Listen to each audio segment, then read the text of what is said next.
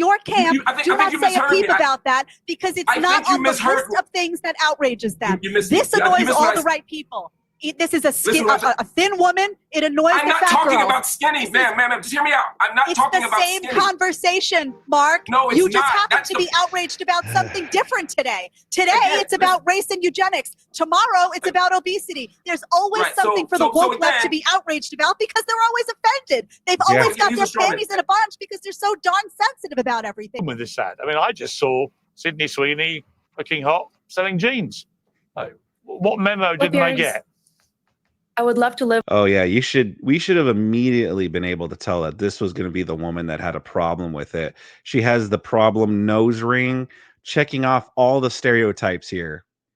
In a world where more people would have the privilege to look at this ad and simply see an ad for great jeans, but that's not the world that we live in. And we live in the world that is marked with a lot of cultural baggage. So when I saw this ad as a marketer, somebody who works with agencies and brands on issues of culture and cultural relevance, I was frankly angered. And the reason for that is that the ad is racist and eugenics coded. And I have to be clear that when I say that, I don't mean to talk about the intent of the creators behind this ad, but rather the impact that it has on audiences, and particularly on younger audiences. And here we need to remember that the target audience of American Eagle is the most racially and ethnically diverse consumer group in the history of the United States. And somebody who has spent a lot of time studying semiotics and the way that meaning is encoded in various forms of media and cultural artifacts, it becomes very clear to me that when we take apart this particular ad campaign, it marries certain concepts and certain words that carry cultural baggage for people. And if that wasn't enough, we can go back and look to the source material for this particular campaign, which is a Calvin Klein ad from 1980 that uses very... I really need to get a, for all the members, I really need to get a woman prattle emoji there that you guys could share in the chat, because that's exactly what this is all is. It's just prattle, women prattle, women prattle. Explicitly the same kind of rhetoric of, and even more so rather dramatically, natural selection, survival of the fittest, selective mating, the superiority of dominant groups, etc.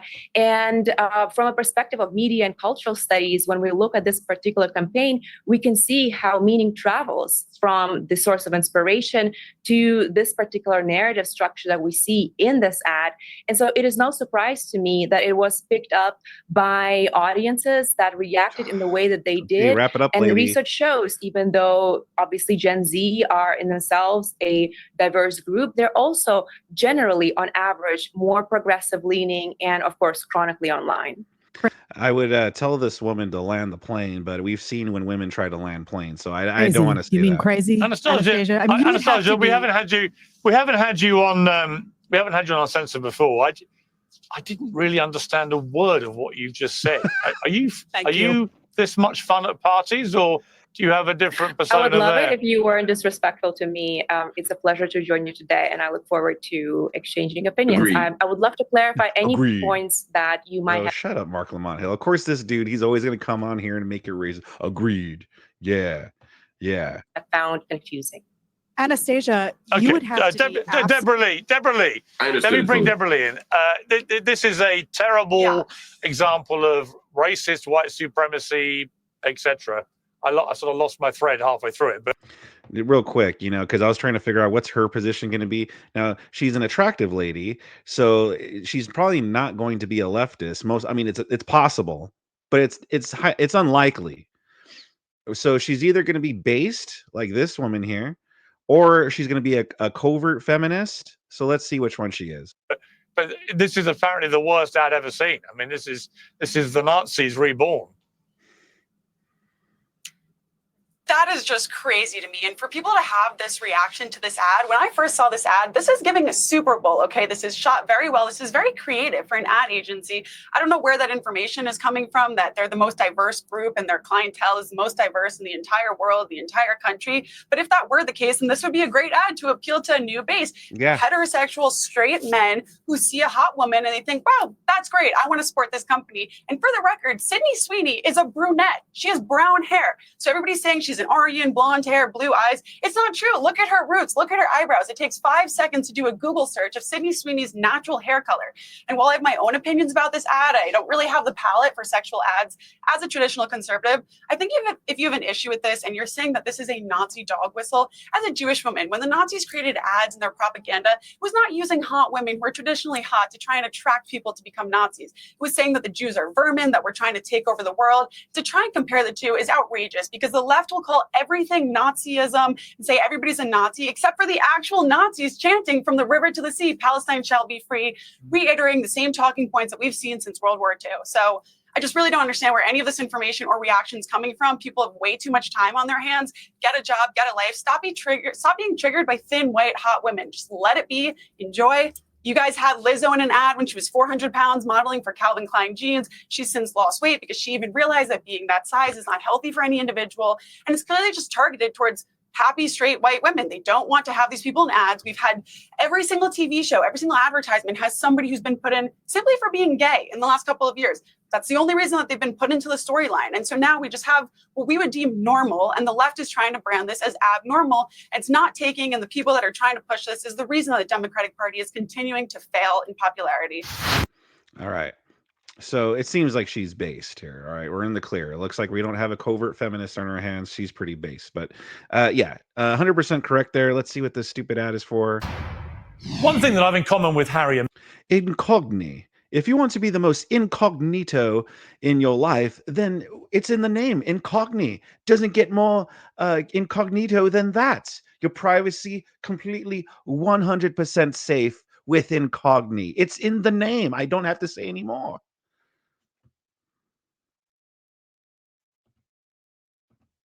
Okay, Marc Lamont Hill. Let's look at an earlier American Eagle ad, which was in the middle of the whole Me Too campaign and stuff. Do you have any problem with the lady on the left? I think the people, like, they really, I didn't cover this in the earlier segment, but there is a new statue of an overweight black woman built somewhere. And it's just like, man, like this is who we have, like, well, not we, but this is who white people, like, if you want to make this a racial thing, like, this is who the white people have as their representative, and this is who the black people have as their representative. Like, I think the people behind this ad just really hate black people. Like, really? Like, there are beautiful black women out there, and you can't have any of them model. You have to have, like, this overweight black woman modeling your stuff. There? Do I have a problem with her? No, I don't have a problem with her. Yeah. I don't have a problem You're with not offended by that image? I'm not. Fascinating. No. You do have a problem with the woman on the right. No. Hold on. Two things. One, you specifically said let's not interrupt each other, and I haven't been able to articulate one sentence yet, and I've been interrupted twice. So let's follow your own rules.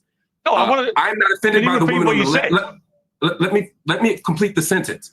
I am not offended by the woman on the left, nor am I offended by the woman on the right. The aha that you're going for isn't there, because I'm saying I am not offended by either woman.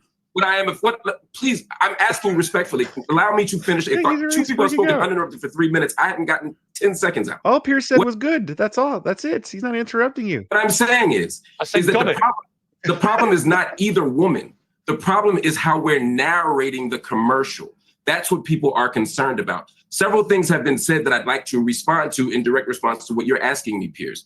The first thing, and I'm glad the last woman who spoke mentioned that she's Jewish, because I think that's really important.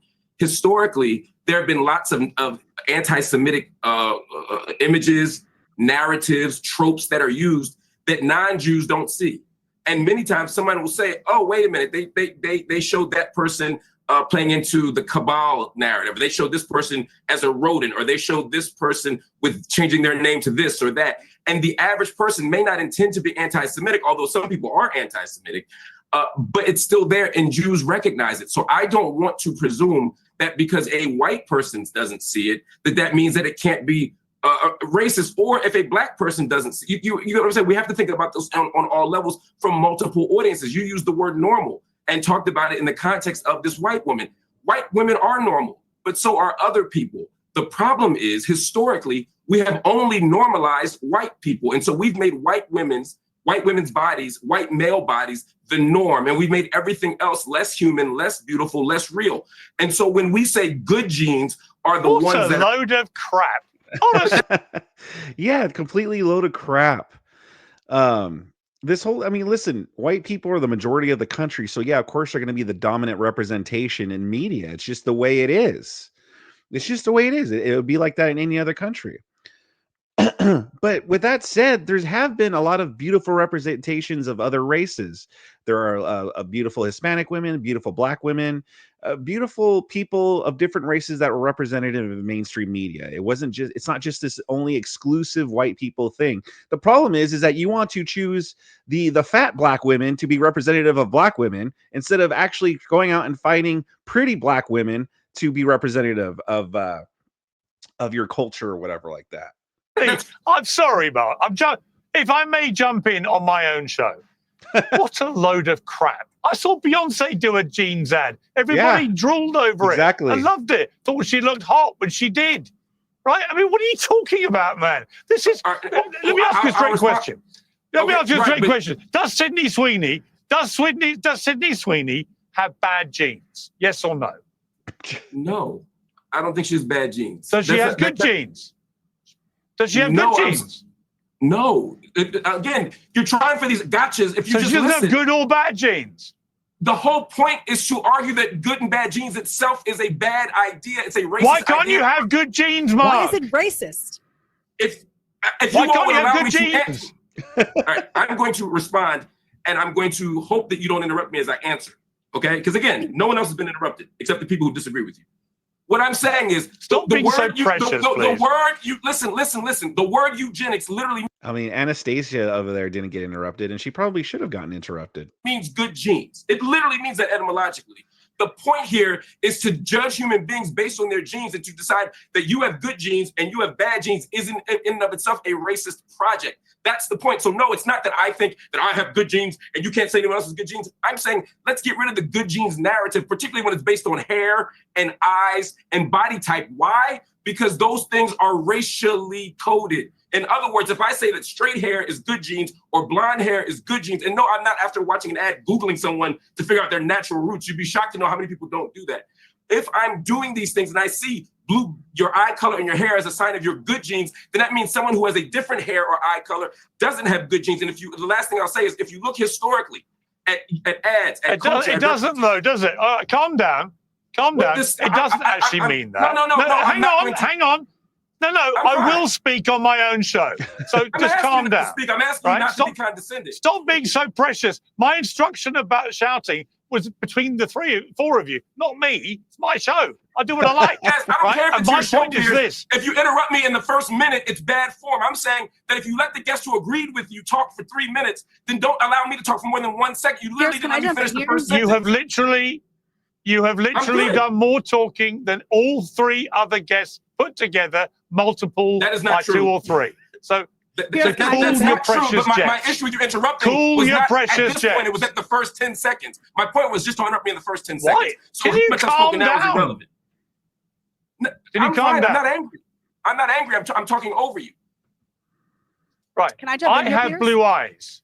Right. I also have good genes, particularly on my mother's side, because my skin is surprisingly good for a person of my age, because my mother's side all had good skin. You got a problem with that? Yes. Mark? Is that for me? You got a problem with that? Yes. If I say I've got good genes from my mother because I have good skin and I've got blue eyes, so what? So what color eyes are what color eyes are bad genes? If someone has bad genes, what would their hair or skin look like? I don't think any are bad. I didn't see anybody from American Eagle saying that anybody else. No one said anything. No one from American. Just to be clear, hang on. Nobody from American Eagle was making any comparison. Nobody said somebody else's eye color or skin color was wrong or bad or anything negative. All they said in an amusing pun is that Sydney Sweeney has good genes and is wearing great jeans. That's it. There was no negative about anybody else. And here's why I disagree with that. Because if I were to stand on here and say, oh, she's from a good background, she's Gentile, then we would all say, well, wait a minute. I didn't compare to anybody else. No, by saying that Gentile is the good background, I would be implicitly saying that the others are not. If I say I have a good body, I'm skinny, then I'm saying that other bodies are not good. It's an implicit comparison, but it's not out of context. Historically, in this country and in the West, we've always said that white bodies are more beautiful. So it's not like we're coming out of nowhere here. This is out of Zeus's head. We're starting from a place where we've already presumed white superiority. Mark, we have spent the last 10 years. All right, Jedediah. The last 10 years, if you look at all of the marketing campaigns, we have done how many segments on television about the elevation of obesity? You see people who are massive now we're saying it's a good thing, right? It's great. Let's celebrate everyone who's unhealthy and obese. If this ad was an African-American, if this ad was a Hispanic girl, no one would be saying a peep. Frankly, I think if this ad was a white girl like me with brown hair, brown eyes, I got a little Spanish in me, I got a little Italian in me, I'm Sicilian, I got some African in me, I don't think anyone would be saying anything either. This is utterly ridiculous. The only people who are offended by this ad are people who choose to be offended by everything. Either you choose to see racism in everything, or you choose to see sexism or misogyny. I noticed that a whole lot of women online were mad about this ad because they were jealous. It was so obvious. Now they're saying that this woman is against the body positivity campaign because she's skinny. So let's just say the truth. Sydney Sweeney is a sex symbol. She is a young, hot woman. She is objectively attractive. That is all this ad was about. Now, why has the stock skyrocketed for this company? The reason this ad has done so well is, yes, because it creates controversy and we all talk about it and we debate, and American Eagle is very smart and they knew that, but also because there is a growing segment of the population just like me that is saying that is so tired of walking on eggshells to cater to people like Mark's sensitivities. Frankly, I don't care if you're offended. You can put an ad out and offend this person over here or that person over there. Everyone is always going to get offended by something. Who cares? Here's the bottom line. Stop getting so offended. If you see everything through the lens of race, that's your problem. That's not Sydney Sweeney's problem. That's not American Eagle's problem. If you see everything through the lens of misogyny, it's the same conversation over and over again. Yeah, she's absolutely 100% correct. And I'm glad she's letting Marc Lamont Hill know that yes, it's absolutely his problem. If Marc Lamont Hill wants to see everything through race, then that's a him issue. It's not our problems. Again, there's nothing outrageous about the ad. They were talking, it was a pun talking about the jeans she was wearing, but also that she had good jeans, not because she's white, but because she was an attractive woman. Because she's an attractive woman. And so, yeah, all these people are trying to flip out about it. Again, not because the commercial itself was outrageous, but because they don't like seeing white people represented in a positive light. You know, again, they want to see all the fat black women up on there represented, you know? Hang on, don't all talk at once. Don't all talk at once. No, I'm going to come to Anastasia. Heck, maybe if it was even a fat white woman, they probably would be fine with that too. They'll probably be like, oh yeah, you know, this is good. Yeah. Anastasia, here's the problem. The Democrats have just polled at record lows, right? They are incredibly unpopular. And I can tell you one of the reasons why. It's things like this. The reason Donald Trump got reelected is partly the economy, partly immigration, but also partly the culture wars, which the liberal left, the woke left, tried so dementedly to fuel and fire for so many years, behaving like a bunch of insane fascists. And it comes down to stuff like this, where most people watch this ad and see it for what it is, a harmless ad with a hot actress selling jeans. But in the prism of the woke left, which I assume you would identify as, but correct me if I'm wrong, you look at it and see it as an obvious example of Nazism, eugenics, white supremacy, and you hate it and despise it, and anyone who likes it must be cancelled. And that's the problem with the woke left. That's why nobody wants to vote for anyone who identifies with the woke left. That's why Trump won. And no one on the left, in the woke left, seems to understand that it's exactly this kind of thing. That is the reason that nobody wants to vote for you. Over to you. Yeah, I hear where you're coming from, and I think that kind of strong narratives between, woke left, kind of hijacking everything, is part of a narrative of labeling people and not allowing nuance and context of what is actually happening here. So I'm not really interested in being inflammatory around the subject. Neither do I think that this particular campaign is a propaganda campaign for eugenics. But I am interested in thinking about the power of media and representation in our culture and what it means for somebody who engages with this ad who doesn't look like me. And as a marketer, I know that actually it is American Eagle's problem that is a reaction of their customer base, which is younger people and particularly younger girls. And as a marketer, I know it's a responsibility of the brand to understand their audience, to understand their worldview, the way that they form their associations, and connect with them, speak to them in a way that resonates. So it's absolutely... Well, let me respond to that. It's insufferable. Yeah, I'm gonna guess she's woke left when she keeps saying, as a marketer, did you guys know that I'm a marketer? Therefore, I'm an authority on this subject. Yet she completely doesn't shit about this. It's college indoctrinated. I have a degree, so therefore I'm special and I'm great. Just wasted her money pretty much on a college degree just to tell her how special she is. So she could hang up her little specialty certificate behind her and be like, look at that, guys. See, I'm special. But absolutely made no sense whatsoever. She keeps saying like marketing to younger people. I don't think younger people give a shit. I don't. I think the younger people are also fine with Sydney Sweeney ad.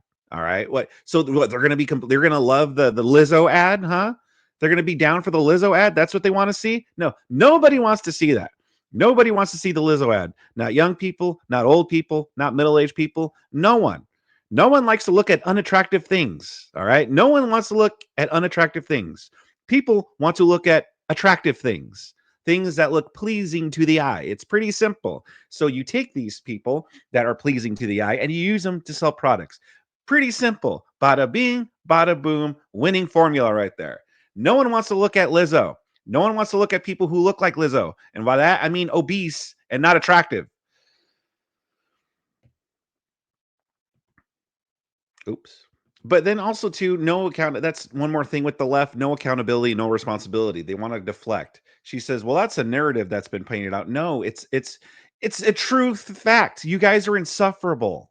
Your guys are insufferable. No one likes you guys because of the way that you guys are. And instead of taking responsibility and being like, "Oh, maybe I am fucking insufferable," they want to instead just blame it on like a right-wing narrative. All right, well, let's see what this stupid ad's for. Today's show is brought to you by Oxford Natural, makers of the Optimum Day and Optimum. Oxford Natural, it doesn't get more natural than when it's from Oxford. You could go to all these sorts of places, they'll claim it's natural, but it's absolutely not. Only Oxford has the most natural, organic products that you will find. It doesn't get more natural than Oxford Natural. Use code Piers for 10% off. Point of view. Sure. American Eagle, several years ago, launched a lingerie campaign featuring female models with disabilities and chronic illnesses. One model was pictured wearing a colostomy bag, another was photographed with her arm in crutches, one woman posed in her wheelchair. And it did nothing for sales. So from a marketing point of view, it didn't work. Now you have a hot woman who is none of those things, who is just a hot woman, like the old advertising used to use all the time, along with hot men. I remember the Calvin Klein jean ads with men, topless, selling buckets of jeans. And guess what? Sales are up 30%. So you as a marketer should say, well done, American Eagle. Yeah. You've stopped being ridiculously woke, trying to sell to very small groups of people and ignoring the mass majority who are going to buy your jeans. And now you've gone route one, using sex and femininity to sell jeans. And by the way, they don't care if she's white or black or anything else. They just care that she's hot. And Beyonce sold jeans. That was a great campaign. That worked really well because she's a hot black woman. And the moment you try and read in all this other stuff, I mean, you say you don't want to be inflammatory. You literally said it was one of the most outrageously racist marketing campaigns ever. What could be more inflammatory than that? Well, let me correct you, Piers. I said that I've seen in recent years. I'm very careful with my words. So I did not paint this picture of this being a racist ad, ever. But I do think, and I think I've explained the way that representation works and the way that I see it working within this ad. Now, I would love to see the evidence for the 30% sales spike. I personally have not seen it. Neither I have seen, anyone in the marketing community share it. So I would love to see it and the source for that. However, there is a question of ethics and there is a question of ethical guardrails in marketing. I understand that in 2020 or whenever, brands were responding to the cultural moment of post-2020 impulse to increase representation, diversity, etc. And perhaps those campaigns were not commercially successful. Now, do I think that commercial outcomes justify any kind of campaign that implies anything out there just because it drives sales? Well, no, as a marketer, I am interested in driving business results, but also thinking about the ethics of representation and what kind of messages are young girls and children, frankly, consuming when they log on to their Instagram or TikTok and keep swiping. And again, I said, I take more balanced approach to this. I do not think it was intentional propaganda, as I have already said, but I do think that there are some codes within this marketing media communications, which is a unit of media, that are concerning in the way that they are implying that good, great genes are represented by someone like Sweeney. Now, other co-panelists mentioned, if another particular model of other kind of background, or maybe multiple models were featured, there's likely would not be an uproar. And that is because that kind of messaging carries cultural baggage, as I've mentioned, that is reflective of the history of racism in this country. No, that's and the not way why. that Anastasia, that was me. Because she's hang on. Because she's white. Hang on. Because she's white and got blue eyes. Is that why? Because the verbal cues surrounding this terminology that carries a lot of cultural weight, such as offspring, great genes, are paired with these other signifiers that are very specific: blue eyes, blonde skin, etc. And you have to understand that this is just a reality of how our brains work. We move through life and we develop these conceptual and mental maps. So you don't like it because she's white and got blue eyes. All right. That's not why, Deborah Lee. That is very dismissive. Hang on. No, it's funny. They just won't come out. They have to always do this babble and prattle. It is like they'll deny it's about race, but then they'll do this long-winded answer, which pretty much translates to, "Oh yeah, it's about race." Well, no, I didn't say it was a racist ad, but they have to factor in that it carries a lot of baggage in this the culture of this country and how representation matters. Yeah, okay, so just say it's about race then. Gosh, yeah, this is so dumb, James. This is so dumb. By the way, good to see you, TNT Cycles. I see you out there. Glad that you dropped in. Hang on. We're going to go in the right order. I'm going to ask Deborah Lee. Deborah Lee, I mean, ultimately we got to the real problem. She's white and got blue eyes.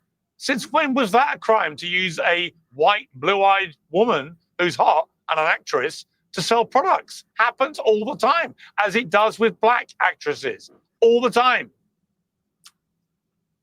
I'd say somewhere in the last 5 to 6 years, the oldest marketing ploy from the beginning of time is sex sells. Every single person knows that. And the problem with the left and everybody who's offended by this is they extrapolate. It's not just this situation. They hear somebody say, "I love being thin." And they go, "Oh, so you hate fat people?" Sydney Sweeney saying she has good genes, which there's a lot that goes into having good genes we don't know about. Maybe she doesn't have any history of family illness. Maybe she has very low visceral fat. Like you said, Piers, great skin, didn't need braces. It's much more than just having blonde hair and blue eyes, okay? But to say that Sydney Sweeney has good genes means now we're saying that all these other people don't have good genes. Relax. Why do you have to always get offended by every single thing? Nobody's saying that. And let's just go back to, what was it, Abercrombie, that had the shirtless models outside of all of their offices? It's the same people that are offended by the Sydney Sweeney ad that were dreaming and praying to end up with one of those shirtless models. Society has progressed too far in the sense where now every single person needs to include on everything to find value. Okay, Marc Lamont Hill. I remember a model called Tess Holliday being the cover of Cosmopolitan magazine. She was 305 pounds and 5'2". And the whole piece was about how incredibly empowering this was and what an example of body positivity it was, when in fact it was an unbelievably dangerous promotion of morbid obesity. That's what it was. Because if you're 305 pounds and 5'2", you are dangerously fat, and you are more likely than not to die from the repercussions of being that size. And yet the woke left went, look at this, isn't this fantastic? And yet here you have a model who's not super slim, Sydney Sweeney. She's got a very rounded, normal body, right? She's not like a stick insect supermodel. And she looks hot, and she's wearing jeans, and she happens to have blue eyes. To try and turn this into a racial thing, or to compare it to the Nazis, even by woke standards, seems to me ridiculous. Okay. First, just for clarity, Sydney Sweeney is a size 0. So even when we say that someone is a normal size, that suggests that the average person is a size 0. The average person, the average woman in this country is not. So at all moments when we make these observations that seem neutral, we're actually assigning a value. So if I am a size 8 as a woman, and you just said on national TV as the most important, coolest, most handsome host in the history of television, if you say that it's normal to be a size 0, then yeah, when I'm a size 8, now I feel like something's wrong with my body. Similarly, so she doesn't look normal to you, Sydney Sweeney. She looks normal. 38 seconds, by the way, for interruption. Great. Oh God, really? He's timing stuff. I think she looks normal. Wow, you're really touchy today. Yeah. I'm just teasing you, Piers. Is that time of the month? I'm just very, very upset about the world, you know, and I need a hug from you, and you're not in the studio with me. Well, there are more important things to be worried about than Sydney bloody Sweeney. Trust me. Honestly, there is literally war. There is war raging around the world. There is famine. Right, and you're getting your knickers in a massive twist about Sydney Sweeney. That's actually where I'm going. Right. I mean, this conversation started with. How'd you know her dress size, but not her hair color? Because I just Googled it when he said it, and it comes up. Because I just typed Sydney Sweeney dress size, and it says Sydney Sweeney typically wears a size 23, which is equivalent to US size 0. I looked it up to make an argument while he was talking. Google is amazing in that way. I had no desire to do it with the ad because it wasn't my point. As a scholar, my point was to see how the audience receives something, not how I, at a meta level, can look at it. She's not a size 0, by the way. These people always have to like position themselves as authorities, as a marketer, as a scholar. As an admirer of the female she's not form, a size 0. She is not a size 0. Okay, so now I'd like to respond to the actual point. I concede. Whatever size she is, my point is to say any woman has a normal size. It assigns a value. And I'm not saying you're right or wrong about your value. I'm saying we're always articulating values when we say things. Putting a 300-pound woman on a cover is not in and of itself a problem. If I put a 300-pound woman on a cover and say, that's the healthy body, then I'm implicitly saying that other bodies are not. And to your point, I think that might be problematic. At the beginning of this conversation, Deborah, I think your name is Deborah, forgive me if I got your name wrong. I think you mentioned the river to the sea, right? The river to the sea is not in and of itself. Those words for me are not genocidal. I know they're not genocidal, but to you, you hear it differently. Why? Because you're looking at history, you're looking at context, you're looking at intent, you're looking at action, and you're making a different judgment. Your judgment's wrong. That statement is absolutely not Gaza needs to be free. And no, it's not. It comes from the literal charter. From the river to the sea, we must genocide all Jews. So no, I'm not looking at context. I'm looking at the literal Hamas charter and what these people that would be context. Deborah, okay, again, allow me to finish. I never interrupted you. The Hamas charter would be context. That's my point. You're not looking just at the words. You're looking at other pieces of evidence. That's called context. You're literally making my point. My point to you is because words have meaning. Words don't just mean nothing. I'll let you ask your question. And so do, listen to me, words do have meaning. And the meaning isn't just about literal decoding. It's also about the meanings that are encoded into words. It's about the history. It's about other factors. And I'm telling you, the same way you're telling me as a Jewish person, there are certain words, certain images, certain tropes that impact you because of the history of anti-Semitism. I'm telling you that the same history of white supremacy that makes anti-Semitism so ugly also makes anti-Black racism so ugly. I didn't tell you I was offended by this argument. You keep saying, you say get a job and stop being offended. I think we all have jobs here, and I don't think any of us are offended per se. I wasn't speaking just to you. I was speaking to the people offended by this. If you have time to sit and make TikTok videos complaining about a woman in an ad, you probably don't have bigger things to care about. Like Piers said, there's much bigger problems. Yeah, that's true. I agree. All right, let me bring in Jedediah for the final word on this. Jedediah, it seems to me, you know, if I was running a marketing campaign for a big company now involved in, I don't know, leisure or beauty or fashion, whatever, I would just be deliberately goading the woke left now in a smart, funny way. I would just do it. 100%. I would do it all the time. I would let them throw all their toys out of the stroller and then just increase sales and just laugh my head off, because this censorious, puritanical bullshit is over. I've written a book called Woke is Dead, which is coming out in October. I think it'll be a massive bestseller because you know what? People are sick of it. They are sick of being told what they can laugh at, what they can admire. They're sick of being told they can't look at a beautiful white woman without being accused of being a Nazi. It's ridiculous. You are 100% correct. And every company should do that, because there is a group of woke leftists who are outraged by just about everything that sit on the sidelines and they just wait. They wait for an opportunity and then they jump and they go completely insane. And the vast majority of the country does not feel that way. The vast majority of the country does not see everything through a lens of how they can be offended. They looked at the ad, they saw a young hot girl, they said, oh, she does have good genes. They laughed about it. They went and had a day. They went and had a normal day. They didn't get all rancid inside. And the bottom line is, it's so interesting to me because these people think somehow these woke leftists think they're winning. They think that by getting all riled up, they are winning the game, and they don't realize that they're constantly. Well, the irony. You know the irony, Jedediah? Here's the irony.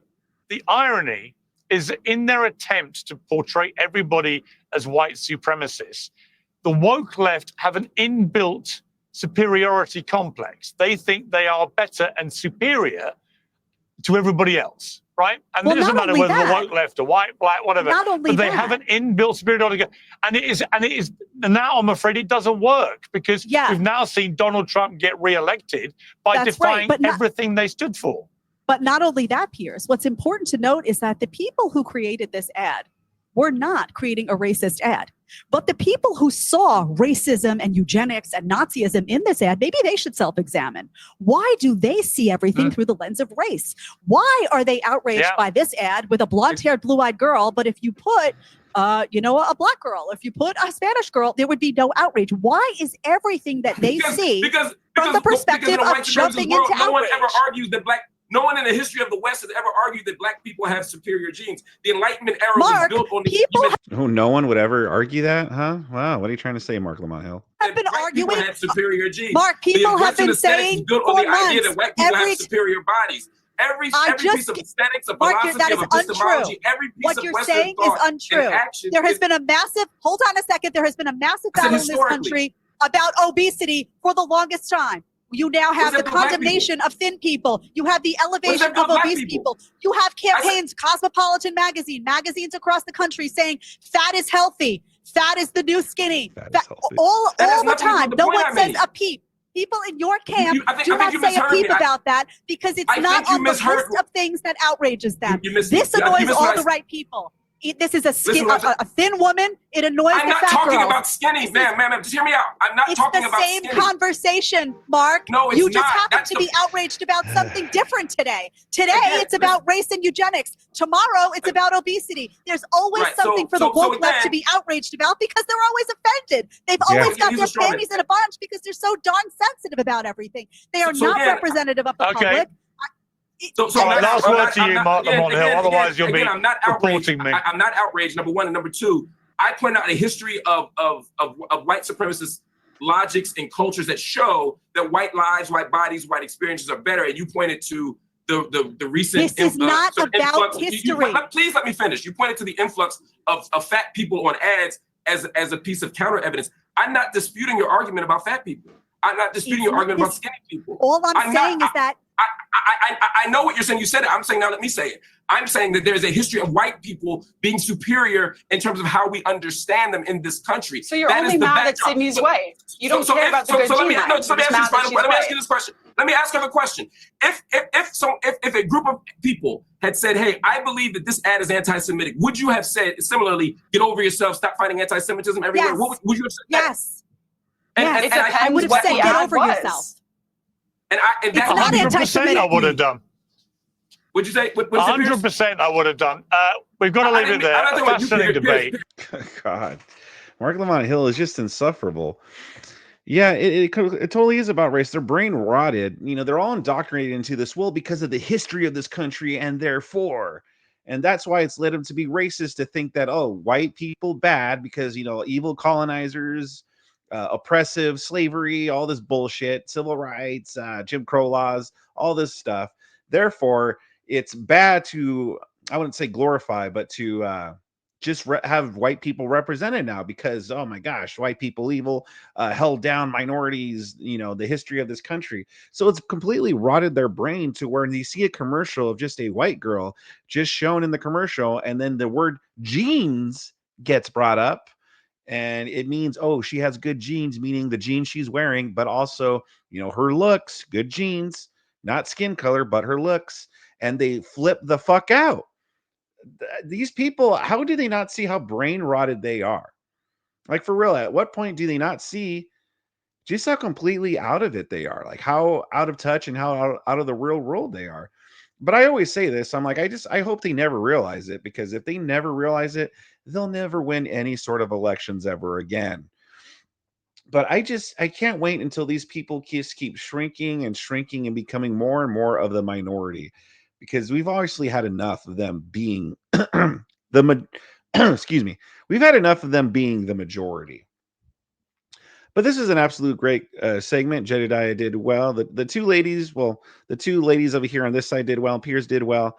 Obviously, Marc Lamont Hill and Anastasia, whatever her name is, complete lunatics, complete lefty woke lunatics. Always beautiful to see when they get demolished. What did you guys think about this, though? Leave a comment in the comment section below. Make sure you give this video a like if you liked it, and subscribe to my channel if you really liked it. Also, check out Piers Morgan's channel as well. He has a whole bunch of debates just like this one. And also make sure you listen to the Cool Stream live Mondays through Fridays at 12:30 p.m. Eastern Time.